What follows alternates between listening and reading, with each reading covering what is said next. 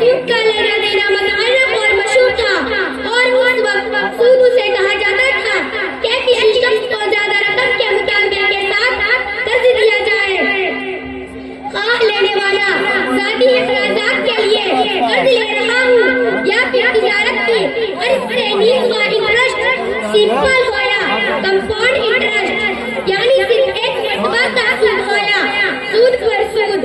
مثلاً زید نے بکر کو ایک ماہ کے لیے 100 بطور قرض پر صرف کر دے کے وہ 11 روپے واپس کرے تو یہ ٹھیک ہے۔ البتہ قرض لینے والا اپنی خوشی سے قرض کی واپسی کے وقت اصل رقم سے کچھ زیادہ رقم دینا چاہے تو یہ جائز ہی نہیں، بلکہ ایسا کرنا نبی اکرم صلی اللہ علیہ وسلم کے عمل سے ثابت ہے، لیکن پہلے سے زیادہ رقم کی واپسی کا کوئی معاملہ طے نہ ہوا ہو۔ بینک میں جمع شدہ رقم پر بینک جو اضافی رقم دیتا ہے وہ بھی سود ہے۔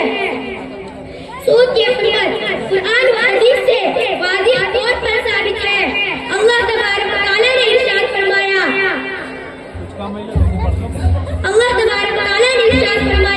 وَأَحَلَّ اللَّهُ الْبَيْعَ وَحَرَّمَ الرِّبَا، اللہ تعالیٰ خرید و فروخت کو حلال اور سود کو حرام قرار دیا۔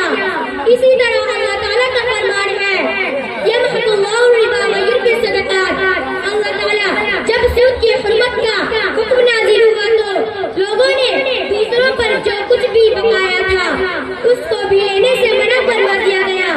وَذَرُوا مَا بَقِيَ مِنَ الرِّبَا إِن كُنتُم مُؤْمِنِينَ، یعنی سود کا بقایا بھی چھوڑ دو اگر تم ایمان والے ہو۔ سود لینے اور دینے والوں کے لیے اللہ اور اس کے رسول کا اعلان جنگ۔ سود کو قرآن کریم میں اتنا بڑا گناہ قرار